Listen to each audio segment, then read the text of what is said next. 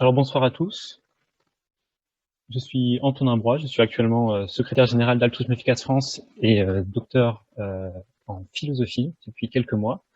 Et dans cette conférence, je vais vous parler de philosophie du bien-être. La philosophie du bien-être, c'est une branche de la philosophie.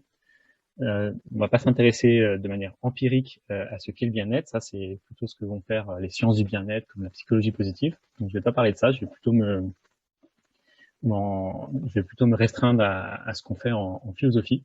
Et donc cette conférence va être tout simplement une introduction à ce qu'on fait en philosophie du bien-être, où la question centrale, c'est celle de la nature du bien-être. Qu'est-ce que c'est que le bien-être? Comment est-ce qu'on peut définir le bien-être? Donc la philosophie du bien-être, c'est une branche de la philosophie, et plus précisément de l'éthique. C'est pourquoi il faut en dire un peu plus sur ce que c'est que l'éthique avant de revenir sur la philosophie du bien-être à proprement parler. Donc, je vais commencer par présenter la discipline de l'éthique. Donc, qu'est-ce que c'est? C'est une discipline qui étudie ce qui est bien et mal, plus généralement les faits moraux. Donc, l'éthique, ça a trait à nos valeurs et pas seulement aux faits. Donc, c'est pas une discipline empirique, ce n'est pas scientifique. La principale question à laquelle l'éthique cherche à répondre, c'est sans doute la question de que dois-je faire, ou doit être entendu dans un sens en moral, quels sont mes devoirs. Et voici quelques exemples de questions éthiques. Doit-on autoriser l'avortement? Quelle répartition des richesses est-elle juste? Ou a-t-on une obligation morale d'être végétarien? Au sein de la branche de l'éthique, la philosophie du bien-être se penche sur cette notion de bien-être. Seulement, il faut sans doute en dire un peu plus sur ce que c'est que cette notion, parce que c'est pas exactement ce qu'on entend de manière ordinaire par bien-être. En philosophie, la notion de bien-être, ça correspond à ce qu'on pourrait appeler la bonne vie, la vie qui est bonne pour celui pour l'individu qui la vit, ou alors le bonheur, ou de manière générale, c'est une expression qu'on trouvera davantage en psychologie, la qualité de vie d'un individu. Donc la notion de bien-être, dans ce sens-là, ce sens philosophique, ça renvoie approximativement à la réponse qu'on donnerait si on nous pose la question comment ça va. Alors, sauf que la question comment ça va, en général, ça fait plutôt référence à notre état, qui est notre état un peu éphémère, comment ça va en ce moment, alors qu'en général, la notion de bien-être auquel s'intéressent les philosophes est une notion davantage globale. Ça va être par exemple ce qu'on devrait chercher pour soi. Si on est rationnel, on doit chercher son propre bien-être, du moins dans les choix qui n'affectent que nous, dans nos choix égoïstes. Et le bien-être, c'est aussi ce qu'on devrait chercher pour les autres, dans nos choix qui sont davantage altruistes. Et c'est donc le bien-être d'autrui qui intéresse en particulier l'altruisme efficace, qui est, pour rappel, un ensemble d'idées et un mouvement social qui vise à identifier les moyens les plus efficaces d'aider les autres. Qu'est-ce que ça veut dire d'aider les autres? Eh bien, ça veut dire essayer d'améliorer leur bien-être, de faire en sorte que leur vie aille mieux. Et c'est pour ça que la notion de bien-être est particulièrement pertinente pour comprendre ce qu'est l'altruisme efficace.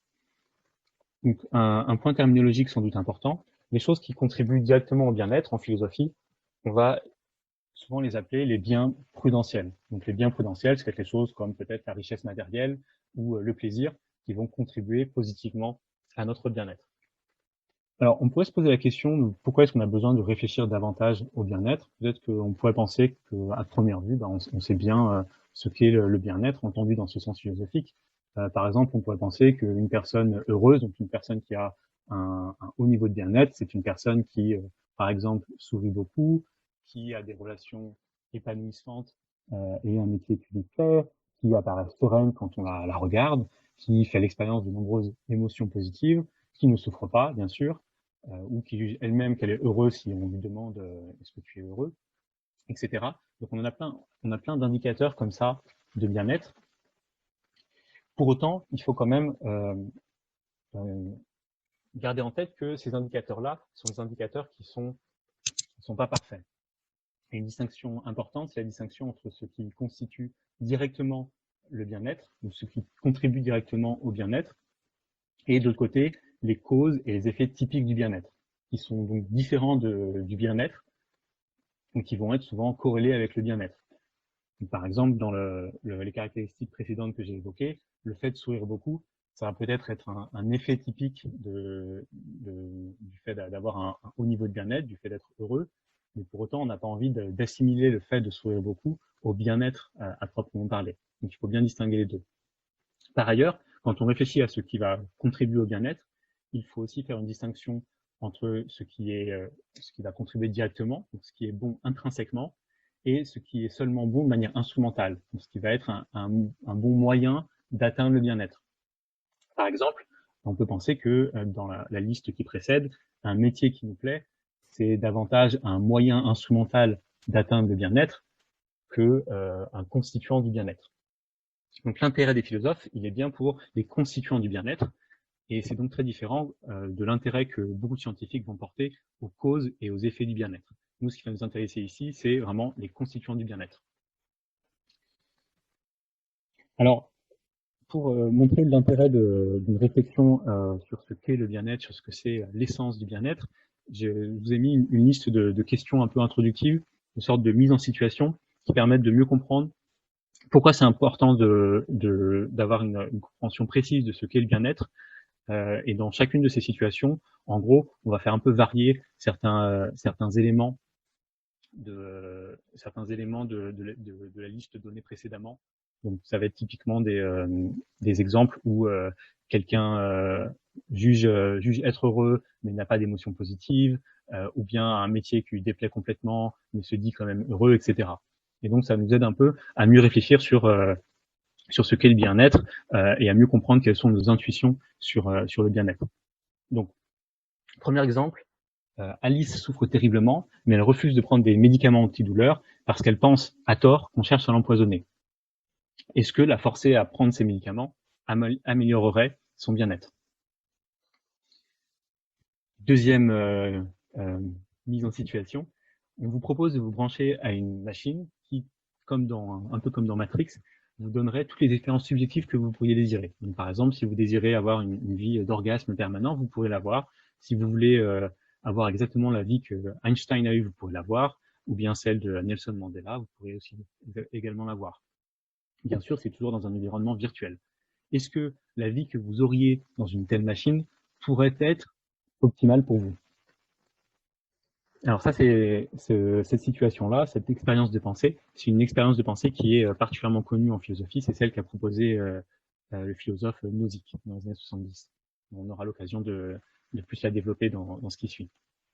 Encore d'autres situations un peu similaires. Quand on lui demande, Bob répond qu'il est très malheureux parce que sa carrière d'artiste n'a jamais décollé. Pourtant, Bob est souvent joyeux. Il a une vie professionnelle, familiale et amicale qu'il juge très épanouissante. Alors, est-ce que Bob est vraiment malheureux?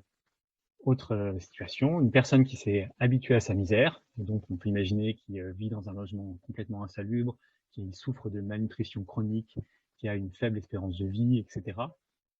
Est-ce qu'une personne qui s'est habituée à sa misère et qui donc n'est plus embêtée par ses conditions de vie, est-ce que cette personne-là pourrait avoir une bonne vie? Ou alors est-ce que non? Est-ce que les conditions de vie objectives dans lesquelles elle vit l'empêcheraient d'atteindre un haut niveau de bien-être? Autre question, un ver de terre peut-il avoir une bonne ou une mauvaise vie?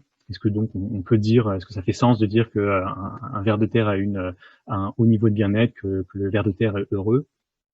Et question supplémentaire, pourrait-il avoir une vie formidable? Donc une vie encore meilleure que celle que vivrait un être humain heureux. Ou bien l'idée c'est que à l'opposé, on pourrait penser qu'un ver de terre n'a forcément une vie qui possède très peu de bien-être. Mais quand bien même elle serait positive, elle serait très faiblement porteuse de bien-être. Et enfin, dernière situation, vous êtes un être humain du 25e siècle, vivant dans un vaisseau spatial dans lequel il n'y a aucun environnement naturel, donc pas de forêt, de ruisseaux, de montagnes, etc. Est-ce que dans ce cadre-là, votre bien-être serait forcément affecté négativement par l'absence de contact avec la nature? Voilà, donc c'est un peu des exemples de questions que peuvent se poser les philosophes. Et on va voir comment, en explorant les théories qui ont été développées autour du bien-être, on peut réussir à répondre à ces questions. Alors bien sûr, il n'y aura pas de consensus et il n'y aura pas de réponse tranchée à chacune de ces questions-là. Les philosophes aiment bien être en désaccord et ils ont développé plein de théories qui aboutissent à des réponses divergentes à toutes ces questions. Avant de commencer à présenter successivement les grandes théories du bien-être qui ont été proposées, je vais un peu, voilà, je vais mentionner un peu brièvement les enjeux théoriques majeurs qui en fait sont déjà apparus dans les petites situations illustrées que j'ai évoquées précédemment et sur lesquelles on aura l'occasion de revenir sur un peu les grandes questions qu'on se pose en philosophie du bien-être. Un des premiers enjeux, c'est la question de savoir si le bien-être est réductible à des états mentaux, s'il est constitué seulement d'états mentaux ou pas. Donc, si on reprend l'exemple précédent de, de ce qu'on appelle la machine à expérience, donc c'est un peu le scénario à la Matrix où on pourrait entrer dans un environnement virtuel qui nous ferait vivre tout ce qu'on voudrait tout ce qu'on voudrait vivre mais de manière virtuelle. Si le bien-être est constitué seulement d'états mentaux, alors il n'y a pas de raison qu'on ne puisse pas avoir un très très haut niveau de bien-être dans un tel environnement virtuel. Si par contre on pense que non, avoir un haut niveau de bien-être, ça requiert des choses, la possession, par exemple, de biens objectifs, dans ce cas-là, un environnement virtuel comme celui-ci ne pourra pas nous donner beaucoup de bien.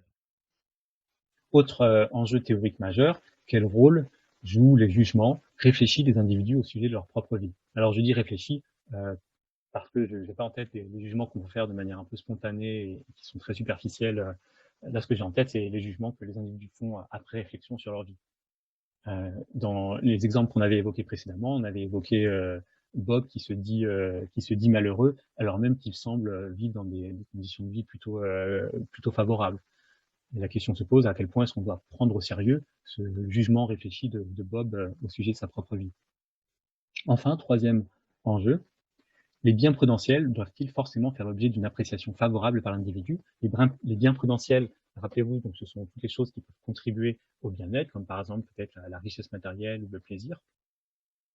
Et la question qu'on se pose là, c'est est-ce que les choses qui contribuent à notre bien-être doivent-elles forcément faire l'objet d'une attitude positive de la part de l'individu?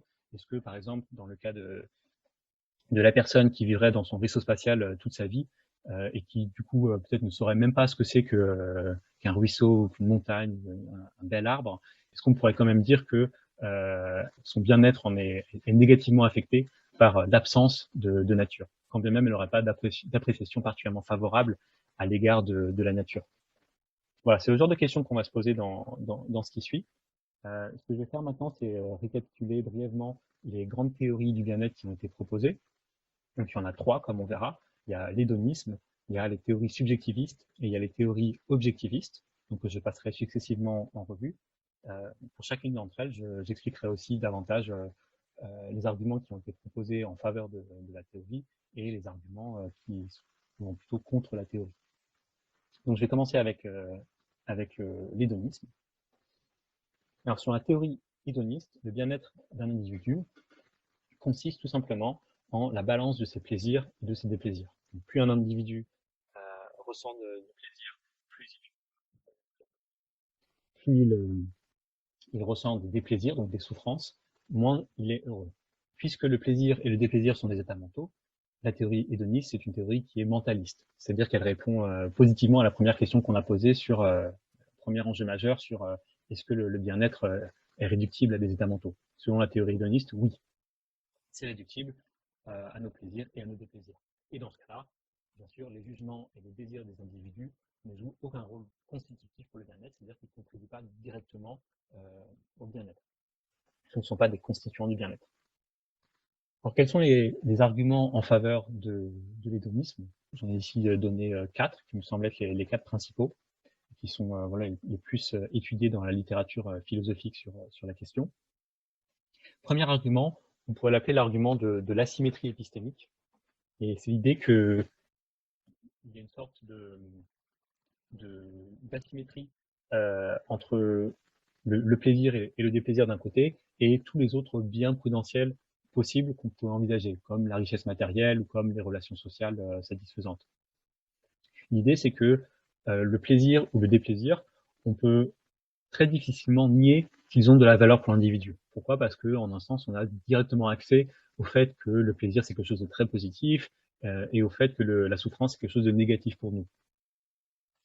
Et en contraste, c'est pas du tout la même chose pour les autres biens prudentiels potentiels, comme la richesse, les relations sociales ou la satisfaction du désir. Pour ces biens prudentiels possibles, on peut assez facilement nier qu'ils participent vraiment à notre bien-être. Donc, il y a une sorte d'asymétrie là. Et on pourrait argumenter que cette asymétrie, elle est révélatrice du fait que eh bien, seul le plaisir et le déplaisir contribuent réellement à notre bien-être et que tous les autres n'y contribuent pas directement. Ce sont, comme on l'a vu, peut-être des biens instrumentaux, pas intrinsèques, ou alors ce ne sont que des causes et des effets du bien-être, mais pas des constituants du bien-être. Le deuxième argument, c'est celui que j'ai appelé l'argument de la primauté explicative, et c'est l'idée que beaucoup de nos intuitions ordinaires à l'égard de ce que c'est que le bien-être, des biens prudentiels, beaucoup de ces intuitions dépendent fortement du fait que ces biens prudentiels sont corrélés au plaisir et au déplaisir. Et ça montre bien qu'en fait, ce qui compte en définitive, ce qui compte, c'est bien le plaisir et le déplaisir. Par exemple, si je vous demandais pourquoi est-ce que c'est important que vous ayez c'est pas une promotion professionnelle à laquelle vous aspirez depuis longtemps, peut-être vous allez dire ah bah c'est parce que c'est quelque chose que je veux, du coup ça serait ça-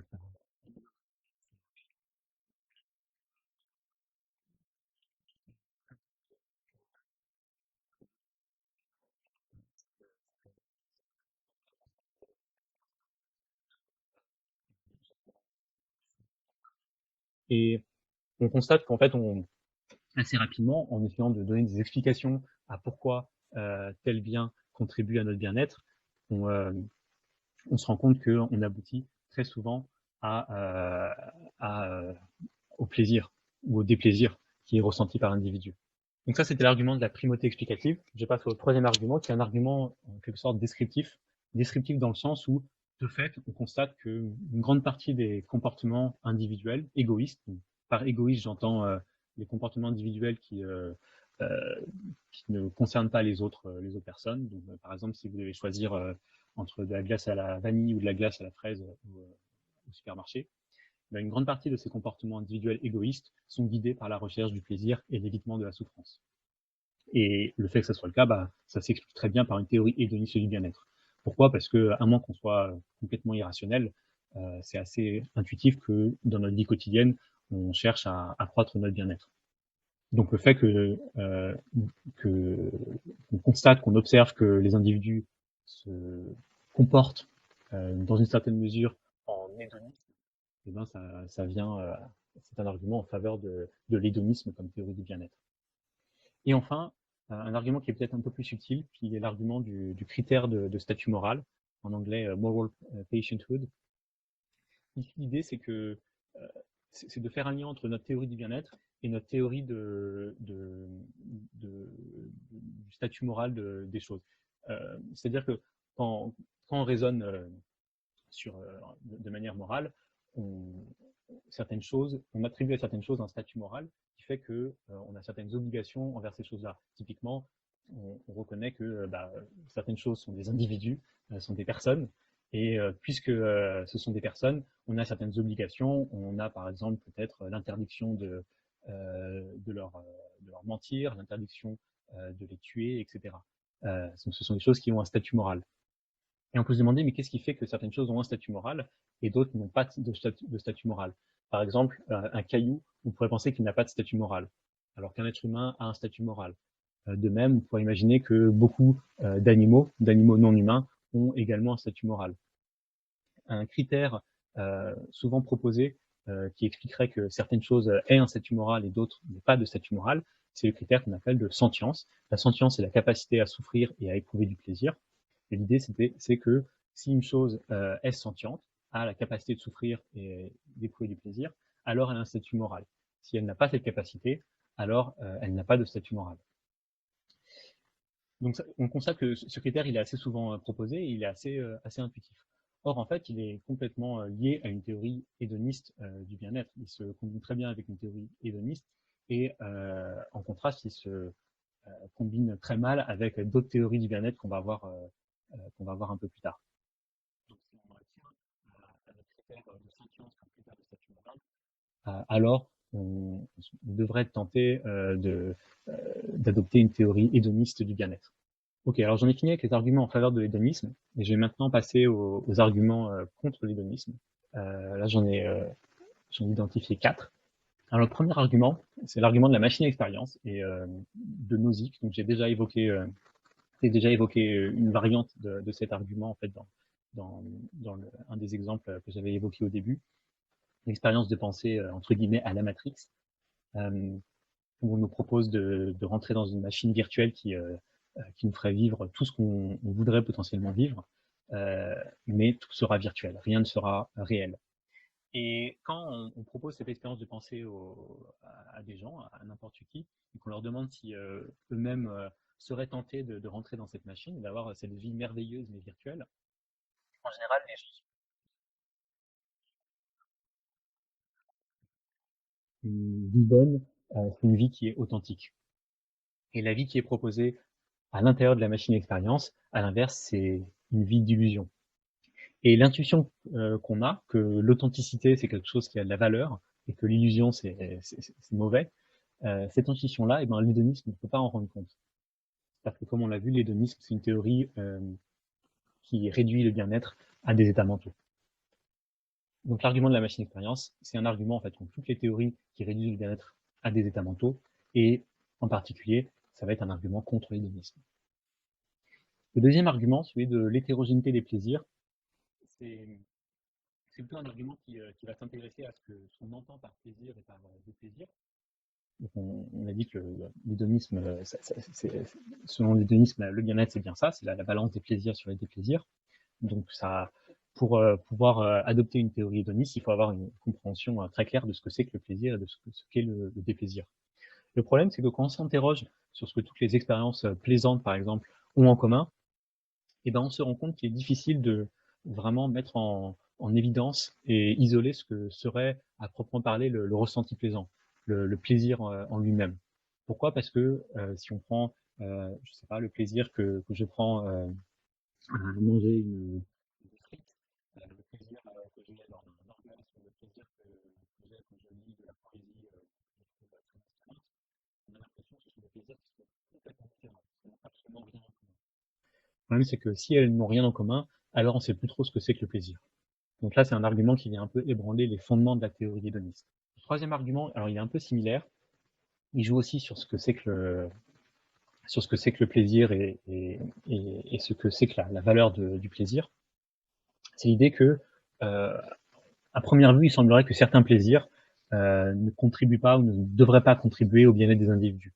Par exemple, si un criminel prend plaisir à assassiner des enfants, on a un peu l'intuition que ce plaisir, il est mauvais.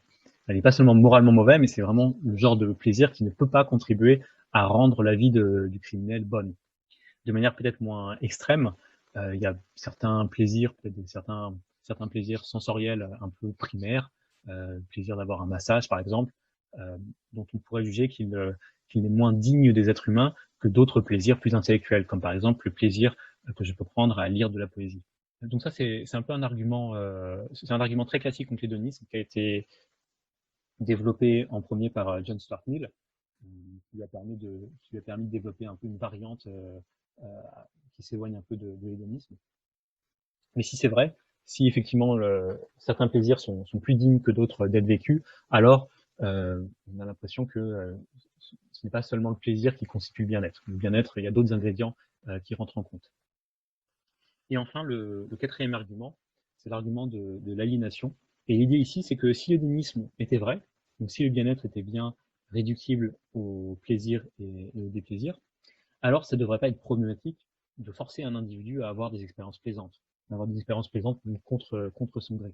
Le problème, c'est que les individus que l'on forcerait à être heureux, entre guillemets, de cette manière-là, euh, on a l'impression que ça ne peut pas vraiment les rendre heureux. On ne peut pas rendre heureux quelqu'un contre sa volonté. Et de la même manière, dans le premier exemple que j'avais donné euh, de, de la personne qui ne veut pas prendre d'antidouleur, qui refuse de prendre des antidouleurs alors même que cela soulagerait sa douleur, intuitivement, on peut penser que la forcer à prendre des antidouleurs, ça ne rendrait pas vraiment bonne sa vie. Pourquoi? Parce que cela sera fait contre sa volonté. Et ça, c'est l'argument voilà, que j'ai appelé l'argument de l'aliénation. L'idée, c'est ici que l'hédonisme, il peut être aliénant dans la mesure où aucun rôle n'est joué dans le bien-être par nos propres désirs, nos propres jugements, nos propres valeurs, nos propres idéaux. Et ça, c'est aliénant. Donc, comme je le montrerai un peu plus tard, on va voir que cet argument de l'aliénation, il revient à de nombreuses reprises. On va pouvoir l'utiliser pour un grand nombre de théories du bien-être différentes. Ok, j'en ai fini avec l'hédonisme, et je passe maintenant aux théories subjectivistes qui permettent précisément de répondre de manière plus convaincante à l'argument de l'aliénation. L'aliénation, le problème, c'était que aucun rôle n'était joué par les désirs, les idéaux, les jugements de l'individu. Selon les théories subjectivistes, le bien-être est réductible à des attitudes du sujet, des attitudes comme le jugement ou les désirs. Plus précisément, selon les théories subjectivistes, le bien-être implique forcément certaines attitudes positives de la part du sujet. Ou l'attitude positive en question peut être un jugement cognitif, un désir, une préférence, etc. Alors, il y a plein d'exemples de théories subjectivistes. Euh, Deux exemples sont particulièrement importants. Le premier, c'est les théories qu'on peut appeler désidératives, mais par là, je veux juste dire que ce sont des théories qui sont basées sur le désir, désidératif comme dérivé du désir. Selon ces théories basées sur le désir, le bien-être d'un individu consiste en la satisfaction de ses désirs ou de ses préférences. Donc, si un individu désire acheter une nouvelle voiture ou avoir sa promotion professionnelle, alors la satisfaction de ses désirs améliorerait son bien-être. Selon les théories de la satisfaction de vie, qui sont une autre variante de théorie subjectiviste, le bien-être d'un individu est constitué non pas par la satisfaction de ses désirs, mais plutôt par une évaluation qui est générale, qui est globale, et qui est plus ou moins positive ou négative, que l'individu fait de sa vie. Donc typiquement, le bien-être, ça serait réductible au jugement que l'individu fait si on lui demande est-ce que tu es heureux. Bien sûr, c'est un jugement là aussi qui devrait être bien réfléchi par l'individu, pas quelque chose de spontané et de pris à la légère. Et ces théories de la satisfaction de vie permettent d'éviter complètement toute aliénation possible, parce que là, on se réfère directement à l'avis, à l'opinion de l'individu lui-même pour décider de son propre niveau de bien-être. Alors, ces théories de la satisfaction de vie, elles sont très utilisées et très étudiées en psychologie, et plus généralement dans les sciences du bien-être, et un peu moins en philosophie, où on a tendance à préférer les premières théories, les théories basées sur le désir. Et ce sont ces théories-là sur lesquelles je vais me focaliser à présent. Euh, de manière générale, les arguments en faveur de toutes ces théories-là, on peut indirectement les déduire des arguments qu'on a évoqués contre l'hédonisme, notamment par exemple l'argument d'aliénation. Le subjectivisme permet de rendre compte de nos intuitions que l'aliénation c'est quelque chose de mauvais. Mais j'ai mis ici deux autres arguments qu'on peut trouver en faveur du subjectivisme. Alors le premier, il est un peu général, c'est l'idée tout simplement que intuitivement on pense que puisque le bien-être c'est quelque chose qu'un individu a, et que c'est quelque chose qui est bon pour l'individu de sa propre perspective, on peut penser que seul l'individu va avoir l'autorité et la légitimité requise pour déterminer ce qui est bon pour lui. Et c'est justement ce que disent les théories subjectivistes. Et ça nous permet ainsi d'éviter tout paternalisme, alors que ce n'était pas le cas de l'hédonisme. Et ça ne sera pas non plus le cas des théories objectivistes qu'on va voir dans la suite. Donc c'est vraiment une spécificité des théories subjectivistes de pouvoir éviter le paternalisme. Le deuxième argument, c'est un peu un pendant de l'argument descriptif qu'on avait évoqué en faveur de l'hédonisme. Ici, l'idée, c'est que, de fait, on observe aussi très bien que les individus cherchent à satisfaire leurs désirs. Par définition presque de ce qu'est qu'un désir. Les individus cherchent à les satisfaire. Ce qui implique que les théories subjectivistes sont bien parfaitement compatibles avec ce qu'on observe des individus. Si on suppose que les individus recherchent leur propre bien. Ok. Et en ce qui concerne les arguments contre le subjectivisme, j'ai ici mis 2 arguments. Le premier, c'est l'argument des désirs mal informés. Et l'idée ici, c'est qu'intuitivement, la satisfaction de certains désirs ne devrait pas vraiment contribuer au bien-être. Pourquoi? Parce que ces désirs reposeraient sur des croyances fausses. Et là encore, on peut reprendre l'exemple que j'avais évoqué au tout début de la personne qui refuserait de prendre des antidouleurs parce qu'elle pense à tort que son désir de ne pas prendre d'antidouleurs, très manifestement, il est basé sur une croyance fausse. Et on pourrait penser que dans ce cas-là, respecter le souhait de la personne et satisfaire son désir, en fait, ne contribue pas vraiment à son bien-être. Parce que son désir, à la base, est mal informé. Et dans ce cas-là, on serait plutôt tenté de postuler que nos théories du bien-être, elles devraient plutôt faire référence à nos désirs bien informés. Donc plutôt que de dire que c'est cette question des désirs qu'on a effectivement réellement qui contribuent à notre bien-être, cette théorie dirait que c'est la satisfaction des désirs que l'on aurait si on était parfaitement bien informé, si toute nos croyances étaient vraies, c'est la satisfaction de ces désirs-là qui contribuent à notre bien-être. On peut aussi, un peu dans le même ordre d'idées, ajouter une clause de rationalité. Parce qu'effectivement, il est assez courant que l'on ait des désirs qui soient incohérents. Donc on a un désir que X et un désir que non X. Et du coup, on se contredit. Et dans ce cas-là, c'est un peu compliqué de savoir si l'obtention de X contribuerait positivement ou négativement à notre bien-être. Donc pour éviter ce genre de cas un peu difficile où la personne se contredit, on pourrait ajouter que euh, les désirs qui nous intéressent sont les désirs qui sont cohérents. Donc il faut imaginer que la personne ait d'abord fait un travail sur ses propres désirs, fait en sorte de rendre cohérent l'ensemble de ses désirs. Et c'est une fois qu'on a cet ensemble de désirs cohérents en tête que l'on peut évaluer le niveau de bien-être de l'individu en fonction de si ces désirs rationnels sont satisfaits ou pas. Alors, je vais pas vraiment l'évoquer, mais en passant à ce genre de théorie de désirs bien informés ou de désirs rationnels, on s'expose en fait à de nouveaux problèmes. C'est pas clair du tout qu'il n'y ait qu'une seule manière d'idéaliser, donc de rationaliser les désirs d'un individu. Et s'il existe plusieurs manières de rationaliser les désirs d'un individu, alors on ne sait pas trop la satisfaction de quel désir contribuerait au bien. Le deuxième argument, c'est l'argument des désirs éloignés. Et intuitivement, c'est l'idée que certains désirs qu'on a, en fait, c'est des désirs qui concernent pas du tout notre propre personne. Et ça ne devrait pas être des désirs dont la satisfaction contribue à notre bien-être à nous. Par exemple, si on a un désir de paix dans le monde, c'est un désir qui est tout à fait respectable et qui est tout à fait rationnel, cohérent. Par contre, intuitivement, on se rend compte que c'est pas du tout un désir qui concerne notre vie. Et dans ce cas-là, tous ces désirs éloignés, entre guillemets, ce sont des désirs dont on ne voudrait pas inclure dans le calcul de notre bien-être à nous. Alors, il y a un philosophe assez célèbre, Derek Parfit, qui donne un autre exemple qui va un peu dans cette direction-là. C'est l'exemple d'une personne qu'on aurait rencontrée lors d'un voyage en train. Alors, ces personnes, on lui parle, elle a l'air très sympathique. Et quand on la quitte, on lui souhaite vraiment tout le bonheur du monde, qu'elle ait une très bonne vie. Mais c'est la dernière fois qu'on la voit, en fait, on la verra plus jamais dans notre vie. Et de fait, on peut imaginer que 10 ans plus tard, effectivement, la vie de cette personne qu'on avait croisée il y a 10 ans va très bien, que la personne est très heureuse. Est-ce que la satisfaction de ce désir devrait contribuer à notre propre bien-être? Intuitivement, on a l'impression que non. Donc voilà les arguments contre le subjectivisme.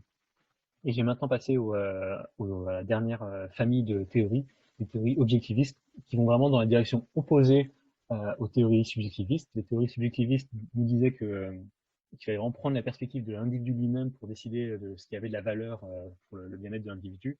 Et à l'inverse, les théories objectivistes nous disent que non, pas du tout. Le bien-être d'un individu est plutôt constitué par des biens prudentiels qui seraient objectifs. Et par objectif, on entend dont le statut ne dépendrait pas des attitudes des individus à leur égard. Et ça permet par exemple de rendre compte de l'intuition qu'on avait dans le cas des plaisirs qui seraient indignes. Il y a certains objets du plaisir, même si on prend du plaisir, ce sont des objets qui sont indignes d'y prendre du plaisir, comme par exemple la souffrance d'autrui. Prendre du plaisir dans des choses qui n'ont pas de valeur, qui sont indignes, ça ne devrait pas contribuer à notre bien-être. Donc, ce sont ce genre d'intuitions qui sont au fondement de ces théories objectivistes. Alors, puisque Souvent, dans ces théories objectivistes, les biens qui sont postulés ne sont pas des états mentaux, ce sont des choses extérieures comme la réussite ou les relations sociales satisfaisantes. Ces théories objectivistes ne sont pas mentalistes. Donc, elles ne font pas dépendre le bien-être exclusivement de nos états mentaux. Alors, il y a deux variantes principales de ces théories objectivistes, selon la manière dont la théorie conçoit un peu l'unité des biens objectifs qu'elle postule. Donc, selon les théories de la liste objective, le bien-être consisterait en une diversité irréductible de biens objectifs, tels que des relations sociales satisfaisantes ou la réussite professionnelle. Alors, pour prendre un exemple vraiment concret, Martha Nussbaum, en 2011, elle propose une théorie de la liste objective, même si elle l'appelle pas comme ça. C'est une liste de capacités humaines centrales. Donc, les capacités, il faut juste imaginer que c'est des capacités. Et ces capacités, ça consiste en la capacité à obtenir un certain nombre de biens. Donc j'ai mis la liste sur la diapositive. Quels sont ces biens? La vie, la santé physique, l'intégrité physique, les sens. Alors les sens, j'imagine, c'est l'idée c'est notre capacité à faire usage de tous nos sens, la vue, l'odorat, etc. Et peut-être également les expériences sensorielles positives qu'on peut faire, par exemple regarder un beau tableau ou, sentir un parfum. L'imagination et la pensée, les émotions, la raison pratique, l'affiliation, donc l'idée qu'on appartient à un groupe, les relations avec d'autres espèces, le jeu et le contrôle de son environnement. Donc ça, ce sont des sortes de biens objectifs dont la possession contribue positivement au bien-être de l'individu. Et à l'inverse, si il nous manque certains de ces biens, et ben notre bien-être en est d'autant plus dégradé. Alors, comme on peut se rendre compte assez directement, ces théories sont confrontées à un certain nombre de difficultés. La première, ce serait peut-être le manque de clarté dans la manière dont sont caractérisés ces biens objectifs. Si je reprends la liste précédente, c'est pas forcément très clair de quelle manière, par exemple, la santé physique se distingue de l'intégrité physique, ou qu'est-ce que ça veut dire de posséder le bien des émotions, par exemple, ça veut dire d'avoir ce genre de bien objectif. C'est pas du tout clair. Et en général, ces auteurs sont pas non plus, ils ne détaillent pas tellement exactement ce qu'ils entendent par là. Donc ça, c'est une première difficulté. De manière plus générale, on avait évoqué au tout début l'idée qu'il fallait vraiment distinguer d'un côté les constituants du bien-être et de l'autre les causes du bien-être ou les sources du bien-être ou les effets du bien-être. Et que nous, ce qui nous intéressait, c'était vraiment les constituants du bien-être. Et là, quand on est face à ce genre de théorie, on nous propose une liste de biens, comme les relations avec d'autres espèces, le jeu, la santé physique, on peut avoir l'impression qu'on est encore en fait sur des sources du bien-être, le genre de choses dont la possession peut conduire au bien-être, ça peut être propice au bien-être, ça sera corrélé positivement au bien-être, mais on peut argumenter que ça ne peut pas vraiment, à proprement parler, constituer le bien-être. Donc, je ne sais pas si vous avez également cette intuition pour en discuter après. Et par ailleurs, enfin, et ça c'est le problème auquel, euh, auquel sont confrontées ces théories de la liste objective et dont on verra que les autres théories objectives permettent de dépasser, cette difficulté, c'est celle de l'hétérogénéité fondamentale du bien-être qu'elle implique. Si le bien-être, c'est une diversité irréductible de biens objectifs, on se demande encore ce qui fait l'unité du bien-être. Pourquoi est-ce qu'on parle de bien-être plutôt que simplement cette diversité de biens objectifs? L'idée ici, c'est qu'il n'y a rien qui puisse expliquer pourquoi tel bien objectif, comme la santé physique ou le jeu ou les relations avec d'autres espèces, on n'a rien qui explique pourquoi ce bien euh, devrait faire partie de la liste des biens qui appartiennent au bien-être. Il y a en quelque sorte une sorte de manque de cohésion. On a l'impression que cette liste de biens, on pourrait encore ajouter certains éléments, on pourrait enlever des éléments, mais on ne comprend pas bien qu'est-ce qui fait que cette liste n'est pas arbitraire. Pour essayer de résoudre ce problème de l'unité de ces biens, il existe une autre variante de théorie objectiviste à laquelle on va maintenant passer. Ce sont les théories perfectionnistes. Et selon ces théories perfectionnistes, qui sont donc des théories objectivistes, ce qui fait l'unité des biens qui appartiennent, des biens objectifs qui contribuent au bien-être, c'est qu'elles permettent tous d'accomplir la fonction naturelle, entre guillemets, de l'être humain. Donc ça, en fait, c'est le genre de théorie qui avait été défendue par Aristote, par exemple. Pour Aristote, l'être humain, il a une essence, une marque de fabrique. En l'occurrence, c'est la raison. Et le bien-être, ça dépend de l'essence de l'être humain. Ça dépend de ce que c'est que la marque de fabrique de l'être humain. Si bien que, selon lui, selon sa théorie perfectionniste du bien-être, le bien-être, ça consiste en l'exercice adéquat de la raison. Et ça passe par le fait de manifester des vertus dans nos activités. Alors le problème, c'est que il y a des auteurs qui, plus récemment que Aristote, ont défendu ce genre de théorie perfectionniste. Mais une des difficultés fondamentales à laquelle elles sont confrontées, c'est que, à la base, c'est déjà difficile de défendre l'idée que l'être humain a véritablement une essence ou véritablement une fonction naturelle, un but vers lequel il tendrait.